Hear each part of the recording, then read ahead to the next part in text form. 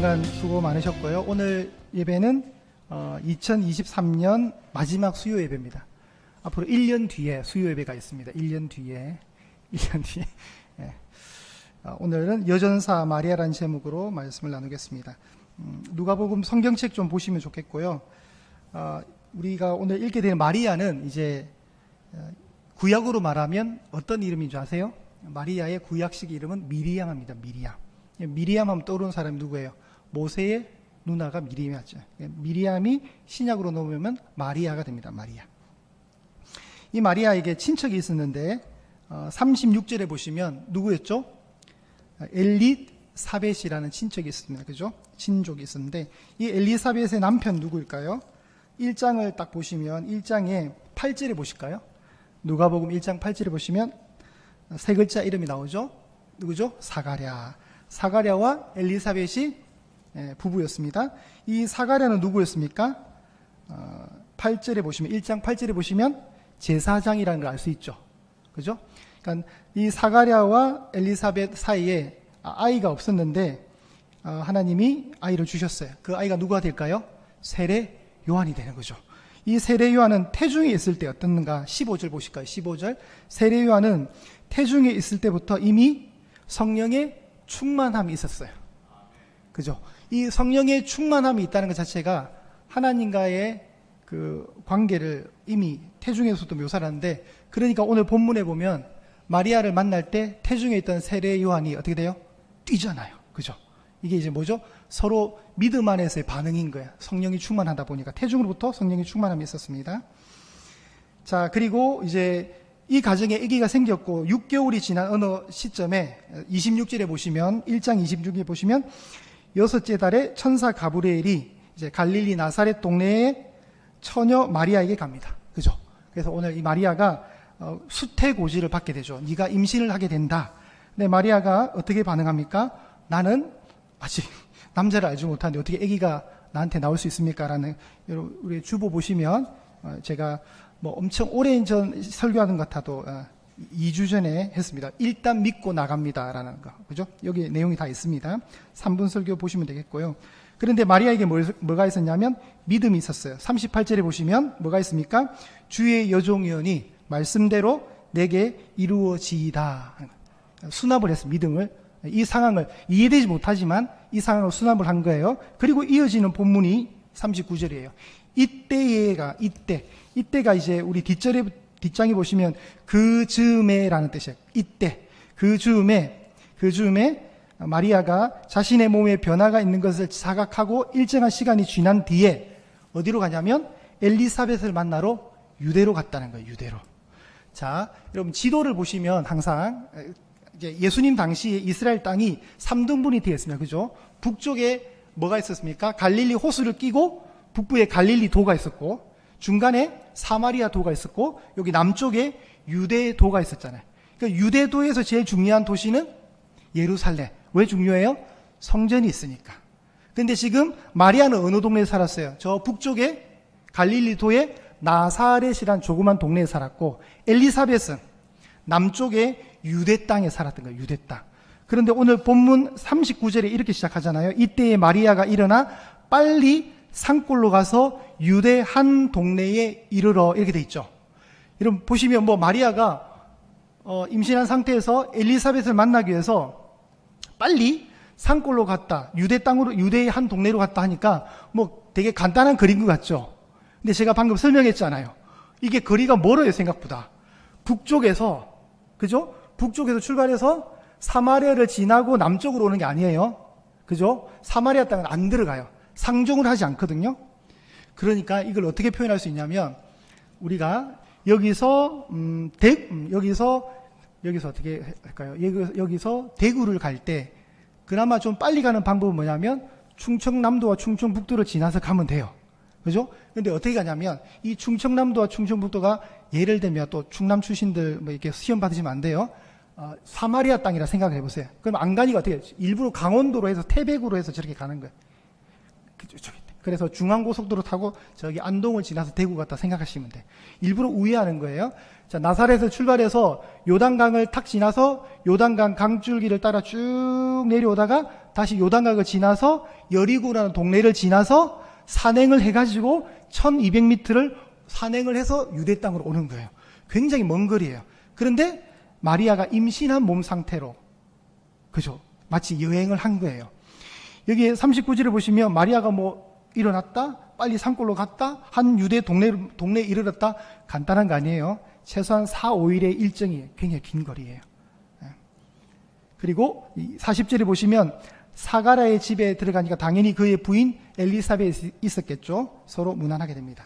자, 이 이야기가 이제 오늘 우리가 보게 될 이야기인데, 여기에서 비춰지는 마리아의 모습은 굉장히 당돌하고 배짱도 있어 보이고요. 그리고 나중에 엘리사벳이 이 마리아를 사사기 5장에 나오는 야엘이라는 여인의 빗대어서 네가 여인들 중에 더욱 복이 있다, 뭐 이렇게 선포를 받아요. 이게 뭐냐면 야엘이 여전사였거든요. 여전사.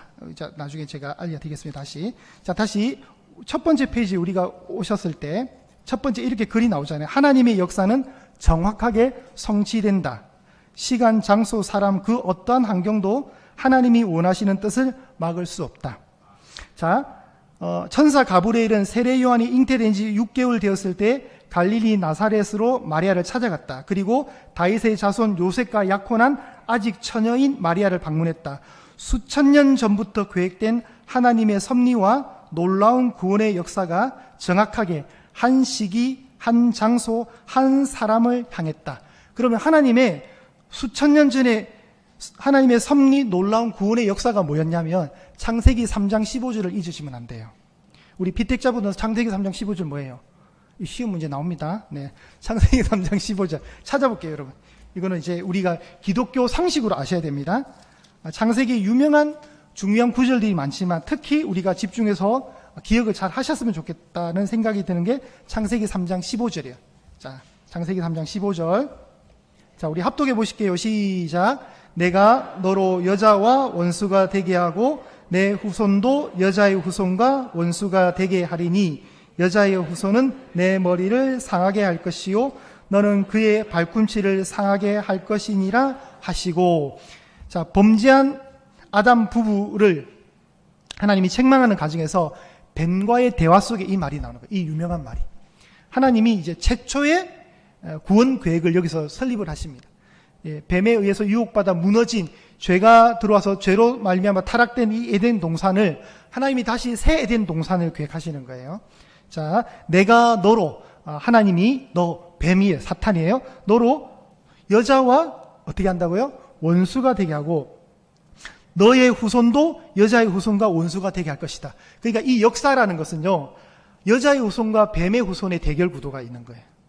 그 뱀의 후손은 여자의 후손들을 늘 괴롭히고 시험 주고 무너뜨리려 하고, 뱀의 후손에 대항해서 여자의 후손은 믿음으로 경건을 지키는 싸움.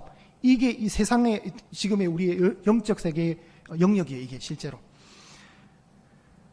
이 원수 사이에 이제 중요한 단어 여기죠. 여자의 후손은 너의 머리를 상하게 할 것이다. 자, 이게 이제 머리는 어떤 힘이잖아요. 예, 힘의 시작점이잖아요. 머리 우리가 왕관을 쓸 때 상징성 있잖아요. 그죠? 그러니까 머리를 상하게 하는 건 그 권세를 힘을 꺾는다는 뜻이잖아요. 하나님이 여자의 후손을 통해서 사탄의 머리를 상하게 한대요. 근데 대신 사탄도 어떻게 해요? 여자의 후손의 발꿈치를 상하게 한대요. 여러분, 머리가 상하는 것과 발꿈치가 상한 것은 치명적으로 볼 때, 발꿈치가 상하는 건 생명의 위협이 없어요. 이게 이제 십자가 사건에서 이해가 되는 거죠. 예. 그런데 이제 여자의 후손이 사탄의 머리를 상하게 한다는 이 상징적인 사건이 언제 나와요? 사무엘상에 보면 다윗이 골리앗에, 그죠? 기억나세요? 무너뜨리고 난 뒤에 골리앗을 발로 밟아요. 그리고 골리앗의 칼을 빼서 골리앗의 머리를 베어버려요. 그게 이제 역사라는 시간 속에서 성취되는 작은 그림이에요. 여자의 후손 다윗이 어린 시절에 사탄의 상징성을 가지고 골리앗을 그렇게 죽인 거예요. 머리를 밟아서.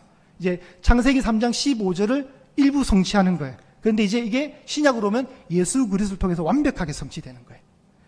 이 구원 계획이 있는 거예요. 하나님의 구원 계획은 죄가 들어온 이 엉망이 된 이 세상에 다시 새 하늘과 새 땅을, 죄가 없는 곳을 만드는 새로운 계획을 세우는 거예요. 창세기 3장 15절 그래서 원시 복음, 최초의 복음이라고 해요. 가장 기쁜 소식이 창세기 3장 15를 통해서 내가 내 아들을 보내겠다는 거예요. 하나님이. 내가 내 아들을 보내겠다. 그리고 그게 실제로 수천 년이 흘렀어요. 우리가 볼 때는 아마 한 4,000년 정도로 봐요. 구약의 시간들은 4,000년이 딱 흐른 뒤에 정말 여자의 후손을 통해서 예수 그리스도가 이 땅에 오신 거예요. 그런데 여자의 후손으로 오기 위해서는 여자의 몸이 필요했던 거예요. 예수님을 잉태할 몸이 필요했던 거예요. 그 몸이 바로 나사렛에 살고 있던 마리아였던 거예요. 마리아. 이 마리아가 이제 수태고지를 받는 거예요. 하나님은 정확하게 한 시기, 한 장소, 한 사람을 딱 준비하셔서 성취하시는 거예요. 계속 읽겠습니다. 하나님의 섭리는 변수에 따라 좌우되지도 상황에 따라 변경되지도 않습니다. 그렇겠죠, 여러분. 하나님이 하시는 건데 사람은 계획대로 안 이루어질 수가 있잖아요. 여러분, 우리가 어린 시절에 방학 때 항상 하는 게 뭐예요? 생활 계획표 있잖아요. 우리 동그랗게 그려가지고 이렇게 기상 몇 시에 아침 식사 이렇게 해가지고 다 해놓고 나서 밑에 당구장 표시해놨고 위 계획은 상황에 따라 변경될 수도 있습니다. 항상 그거 적잖아요. 그죠? 사람의 계획은 뜻대로 안 되는 거예요. 어떤 상황이, 환경이 바뀌어버리면 이게 내 뜻대로 안 될 때가 있어요. 그죠? 그런데 하나님의 계획은 한 시기, 한 장소, 한 사람을 통해서 하나님이 계획하신 건 반드시 성취가 되는 거예요. 전능하시니까. 하나님은 엘리사벳과 마리아에게 상식적으로 불가능한 일, 놀랄 만한 일을 행하셨다. 왜 그렇죠? 엘리사벳은 이미 연로했잖아요. 마치 사라처럼. 그런데 기적이 일어난 거예요. 그죠? 세례 요한을 잉태했잖아요. 마찬가지로 처녀의 몸이었던 마리아를 통해서 예수님이 잉태되는 거예요. 둘 다 어떤 면에서는 불가능한 상황이었잖아요. 그죠? 그런데 그 일을 행하신다는 거예요. 수태고지가 마태복음과 누가복음에 나오는데 마가복음과 요한복음에는 안 나와요. 마태복음에는 예수님의 탄생을 요셉을 중심으로 네 아내 마리아를 데려오기를 무서워하지 말라. 그가 성령으로 잉태해졌다. 마리아가 임신했다는 사실 앞에 요셉은 조용히 끊고 잤잖아요. 그죠? 그런데 그때 천사가 요셉에게 정확하게 인지시켜줬고 누가복음에서는 요셉의 역할이 없어요. 오직 마리아와 대화 속에 일어나는 마리아에게 와서 탄생을 예고하는 거예요. 근데 그 말씀 자체는 아주 유사합니다. 그러면 이 말씀은, 이 일은 또 창세기 3장 15절을 지나서 역사라는 시간 속에 이사야를 통해서, 구약의 이사야 선지자를 통해서 이루어진 거예요. 이사야 7장 14절 어떻게 되었습니까? 우리 지난 것이잖아요. 한번 읽어볼게요. 시작. 그러므로 주께서 친히 징조를 너희에게 주실 것이라. 보라, 처녀가 잉태하여 아들을 낳을 것이요 그의 이름을 임마누엘이라 하리라. 이게 이루어지는 거예요. 처녀가 잉태를 한대요. 그리고 딸이 아니라 아들을 낳는데 그대로 성취되는 거예요. 그죠? 그의 이름은 임마누엘입니다. 마리아는 자기 자신이 하나님이 친히 보여주시는 징조로 지목된 바로 그 처녀임을 확인하는 것이다. 그리고 그녀의 아기를 통하여 이루어질 임마누엘, 곧 하나님께서 우리와 함께 하시는 방법은 그저, 그 가로에 들어가야 되죠. 단회적인 게 아니에요. 예수님이 단회적 일회성 방문이 아닌 거예요. 그분은 몸을 입고 오셔서 성육신 하셔요. 성육신. 우리 가운데 성육신 하심으로써 사람을 대표할 수 있도록 하셨고, 하나님의 구속은 법적으로 죄를 용서해 주는 것을 지나서 이제 예수님과 우리 사이 뭐가 있냐? 인격적인 관계. 그 괄호에 인격적인 관계예요. 인격적인 관계를 이루는 것으로 드러난다. 그래서 여러분 또 우리가 유명한 구절 있잖아요. 요한복음 1장 14절. 말씀이 육신이 되어 우리 가운데 뭘까요? 거하시매라 되죠. 그렇죠? 말씀이 육신이 돼서 오신 거예요. 예수님이 성육신하신 거예요. 우리 가운데 거하셨다. 이 거하셨다가 원어적인 의미가 뭐냐면 텐트를 치셨다. 장막을 치셨다. 옛날 그 성막의 이미지예요. 성막의 이미지. 구약의 성막의 이미지. 말씀이 육신이 되어 우리 가운데 거하시면 이게 이제 예수님의 오심이었어요. 우리 가운데 함께 계시는 겁니다. 천사가 전해준 소식이 당장에는 고통스러운 결과를 초래할 수도 있었지만 마리아는 현실 너머에 있는 미래를 바라보고 있었다. 그녀는 고통의 시간 너머에 있는 성취의 때를 바라보고 있었던 것이다. 여러분, 마리아가 참 어떤 면에서는 참 고통스러운 삶을 살아요. 제가 설교도 했지만 마리아가 임신했을 때는 뭐 임신 축하한다, 뭐 가족들의 또 뭐 아기가 축하받고, 그죠? 뭐 동네 사람들이 축하하는 그런 분위기 아니었어요. 그죠? 결혼도 안 한 애가 임신을 했다는 것은 돌 맞아 죽을 행동이라 그랬잖아요. 그죠? 그걸 다 감내해내는 거예요. 감내해낼 때고, 근데 마리아는 더 먼 미래를 본 거예요. 먼 미래를 보면서 나중에 성전에 올라가서는 시므온과 안나라는 선지자의 뭐 그런 예언도 받고요. 그리고 예수님이 성전에 12살 때 올라갔다가 잊어버렸을 때 내가 내 아버지 집에 있어야 되는 것이 너무 당연하지 않습니까? 라고 할 때 마리아는 그 마음을 마음에 둬요. 또 그것도 있죠. 또 십자가 예수님이 현장에서 돌아가시는 그 장면도 다 목격하고, 참 삶이 그렇게 안 됐어요, 사실. 그죠? 근데 그걸 다 감내해내는, 왜냐면 그건 하나님이 다 계획하신 거잖아요. 십자가 사건까지 모든 건 하나님의 계획이 있잖아요. 그 계획 속에 마리아가 지금 들어온 거예요. 하나님의 계획 속에. 근데 그 시간들은 고통이었어요, 고통. 그러나 그 고통 너머에 성취의 도구로, 성취의 때까지 성취의 도구로 쓰임받는 여종이었다는 겁니다. 자, 이제 오늘 본문을 39절에서 45절을 두 개로 한번 나눠보겠습니다. 첫 번째는 39절과 40절은 엘리사벳을 찾아가는 마리아를 소개하고 있고요. 41절부터 54절은 두 번째 단락은 두 여인의 만남이 있습니다. 만남. 마리아와 엘리사벳의 만남이 있습니다. 자, 이때 마리아가 일어나 빨리 산골로 가서, 39절에 보시면 제가 말했듯이 이때는 그 즈음에 약간의 시간이 흐른 뒤에 마리아가 이제 진짜 임신을 한 것을 느끼는 어떤 그 자각이 있을 때, 그 시간쯤에 엘리사벳을 찾아갑니다. 그런데 엘리사벳이 임신한 것을 마리아가 어떻게 알았어요? 갑자기 기습 질문 받으니까 당황스러우시죠? 마리아와 지금 엘리사벳은 멀리 떨어져 있잖아요. 그죠? 근데 어떻게 임신한 걸 알아요? 내 친족 엘리사벳도 임신하였지 않았느냐. 성경에 나오잖아요. 그죠? 그걸 들었단 말이에요. 천사로부터 들었단 말이에요. 가브리엘 천사가 알려줬거든요. 그 소리를 듣고 간 거예요. 자, 그리고 여기에 보면 빨리라는 단어가 나오잖아요. 이번에 보면 빨리. 이 빨림은 이동 속도가 빨랐다는 게 아니라 엘리사벳을 만나러 가는 길에 있어서 지체하지 않고 갔다는 거예요. 머뭇머뭇거리지 않고 마음의 결심대로 여전사가 전장에 나가듯 갔다는 거예요. 빨리 움직였다는 겁니다. 그리고 빨리 가서 유대 땅에 이르러서 한 집에 들어가서 드디어 상봉을 하게 됩니다. 41절입니다. 엘리사벳이 마리아가 무난함을 들음에 아이가 복중에서 뛰노는지라. 이 아이가 누구예요? 세례 요한이죠.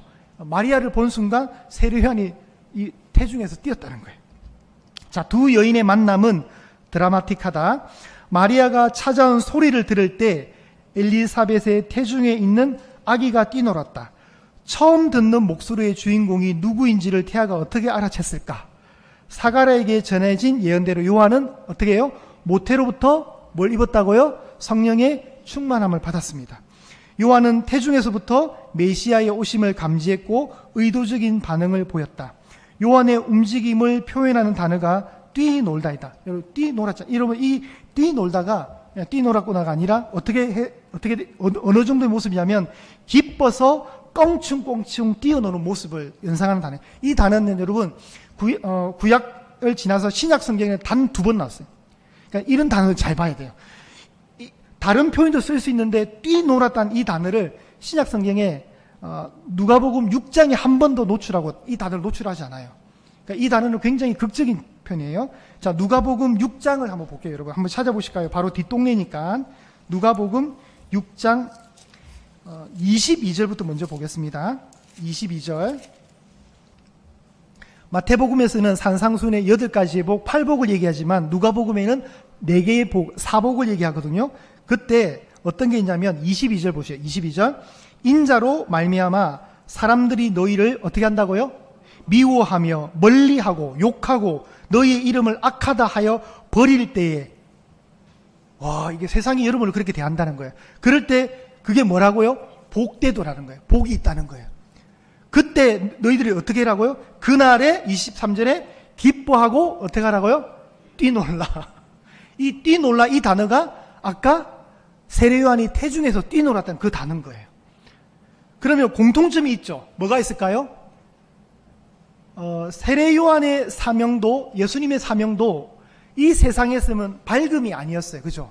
세례 요한도 예수님도 다 어떻게 해요? 세상으로부터 미움 당했고 멀리 당했고 욕을 받으셨고 악하다는 비판을 받았단 말이에요.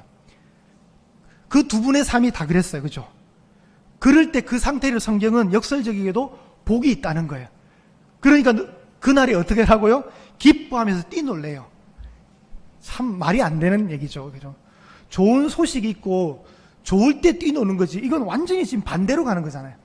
여러분, 그래서 누가 여러분을 예수님 믿는다는 이유만으로 저주하고 왕따시키고 막 악하다고 욕을 할 때 여러분, 아, 내가 복된 인생이구나. 그래서 집에 돌아와서 거실에서 껑충껑충 기뻐하면서 뛰노세요. 아시겠죠?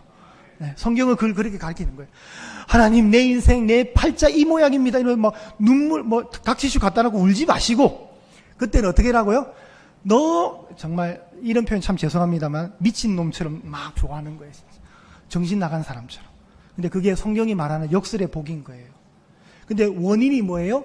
예수님 믿는다는 전제하에, 예수님을 믿을 때, 예수님도 안 믿으면서 이런 일 당하면 약간 이래 되는 거예요, 여러분. 근데 예수님 때문에 고난이 올 때, 여러분을 힘들게 할 때 여러분이 조용히 집에 와서 막 웃는 거예요. 하하하하 웃는 거예요. 하실 수 있겠어요, 여러분? 감사합니다. 자, 그래서 제가 지금 드리고 싶은 요지는 뭐냐? 예수님을 만났을 때, 마리아의 음성을 들었을 때 세례 요한이 이렇게 좋아했다는 거예요. 좋아했다는 거예요. 뛰놀았다는 거예요. 2번입니다. 큰 소리로 42절에 불러 이르되 여자 중에 네가 복이 있으며 내 태중의 아이도 복이 있도다. 엘리사벳이 마리아를 보면서 큰 소리로 얘기했는데, 이 큰 소리가 또 여러분 그냥 뭐 이렇게 하는 소리 정도가 아니라 그 소리의 음량이 굉장히 큰 거예요. 우리 이명수 집사님이 아멘 소리 하실 때 아멘 하시잖아요. 이게 가끔씩 설교할 때 굉장히 힘이 돼요, 설교자에게. 여러분 아멘을 아멘 이러지만 우리 집사님이 아멘 탁 해주면 설교자는 어떤 생각이 드나? 아, 내가 지금 설교를 잘하고 있구나, 이런 착각에 빠지게 하거든요. 힘이 돼요. 이런 큰 소리가 있는 거예요. 큰 소리. 지금 엘리사벳이 이렇게 외쳐준 거예요. 큰 소리로 여자 중에 너가 복이 있다. 모든 태중에 너 아이가 복이 있다. 이렇게 선포하는 이 큰 소리가, 여러분 메가폰 잡고 세일합니다, 세일합니다, 빨리 오세요 이런 거예요. 지금 농민마트 세일합니다, 빨리 오세요 구민 여러분, 이거 똑같은 거예요. 큰 소리인 거예요. 큰 소리. 그래서 우리가 상상할 수 있습니다. 영적인 관점에서 보면 그녀의 소리는 메가폰을 붙잡고 온 산중에 선포되는 큰 소리였으며 메아리가 온 산에 가득 울리듯이 퍼졌다는 거예요. 그런 느낌이에요. 자, 여자 중에 네가 복이 있다. 이 말은 어디서 이게 이 말이 인용이 된 거냐면 사사기입니다. 사사기. 우리 사사기를 볼게요. 4장 5장을 같이 볼게요. 요건 이제 배경을 봐야 됩니다. 사사기 4장에 드보라가 나오고요. 여자 선지자 중에 드보라가 있었고 남자 장수 바락이 있어요. 바락. 그 당시에 하솔이라는 지역을 통치하던 가나안 왕 야빈이 철병거가 900대가 있었어요. 그 철병거를 가지고 20년 동안 이스라엘을 학대했어요. 그리고 이제 학대하니까 그 백성들이 여호와께 부르짖었겠죠. 그러니까 하나님이 구원자를 주셨어요. 그게 바로 드보라였던 거예요. 드보라라는 사사를 보냈는데, 그때 전쟁이 일어나고 하나님이 가나안 왕 야빈의 군대를 다 무너뜨려 버려요. 철병거가 물에 들어가면서 완전히 꼼짝달싹 못하게 하는 뭐 그런 게 있어요. 그때 이제 일어났던 일, 그때 야빈을 추종했던 시스라라는 군대 장관, 오늘날로 말하면 국방부 장관 시스라라는 사람이 있었는데, 이 사람이 전쟁에 패하면서 혼자 도망을 왔어요. 도망을 왔는데 어디로 왔냐면 헤벨의 집에 왔어요. 헤벨의 집은 가나안 땅 야빈과 친분 관계, 화평의 조약을 맺고 있는 친분 관계였거든요. 그러니까 같은 편인 줄 알고 도망을 왔어요. 그리고 들어간 데가 어디냐면 헤벨의 아내였던 야엘의 장막에 가서 우유를 한 잔 마시고 푹 주무시고 계셨어. 그때 이 여인 야엘이 어떻게 합니까? 망치를 들고, 그죠? 말뚝을 가지고 망치를 들고 관자놀이를 어떻게 합니까? 자고 있던 거에 팍 쳐서 걔를 죽여버린 거예요. 근데 이 죽임은 어떻게 사람을 죽여, 이런 차원이 아니라 전쟁을 승리로 이끄는 그런 거였거든요. 그래서 이제 사사기 5장에 오면, 5장은 어떤 거냐면 사사기의 4장의 이야기를 5장은 노래로 만든 거예요. 그러니까 4장과 5장은 동일한 내용이에요. 하나는 산문이고 하나는 운문이에요. 운문. 그러니까 4장의 이야기를 5장에서 노래로 만들거든요. 그 노래를 만들 때 24절에 보세요. 24절. 그때 이렇게 됩니다. 자, 우리 사사기 5장 24절을 한번 합독해 볼게요. 시작. 겐 사람 헤벨의 아내 야엘은 다른 여인들보다 복을 받을 것이니 장막에 있는 여인들보다 더욱 복을 받을 것이로다. 26절을 보시면 손으로 장막 말뚝을 잡으며 오른손에 일꾼들의 방망이를 들고 시스라를 쳐서 그의 머리를 뚫되 곧 그의 관자놀이를 꿰뚫었도다. 이런 내용이 나오는 거예요. 그러니까 시스라를 죽였던 야엘은 여전사의 이미지가 있는 거예요. 이 여전사의 이미지가 지금 누구에게 투영되는 거예요? 마리아에게. 엘리사벳이 정말 성령으로 충만했던 것 같아요. 그러니까 이런 노래를 부를 수 있는 거거든요. 오늘 누가복음 1장의 39절부터 45절의 이 내용들이 보면 뭐냐면 일명 엘리사벳의 노래라 그래요. 엘리사벳의 찬가.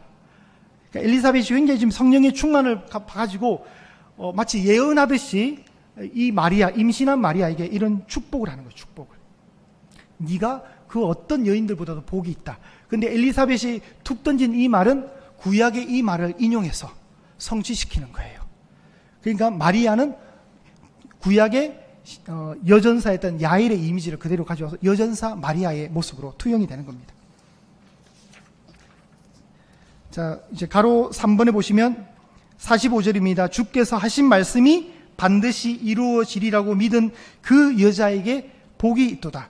이제 엘리사벳의 공식적인 마지막 멘트, 축복의 말이 있어요. 축복의 말. 그 축복의 말이 뭐냐면 하나님이 하신 말씀을 믿고자 결정한 자는 정말 복되도라는 거예요. 여러분, 마리아가 이 모든 상황을 수납하기로 했잖아요. 그죠? 주의 여종이오니 말씀대로 이루어지이다. 그 결심을 한 그 입술과 그 중심의 고백이 복되다는 것을 지금 축복해 주는 거예요. 엘리사벳이. 자, 그러면 이제 우리가 이 상황을 염두에 두고 결론으로 한번 가보겠습니다. 자, 엘리사벳도 마리아도 사실 동병상련이에요. 현재 상황이. 동병상련이에요.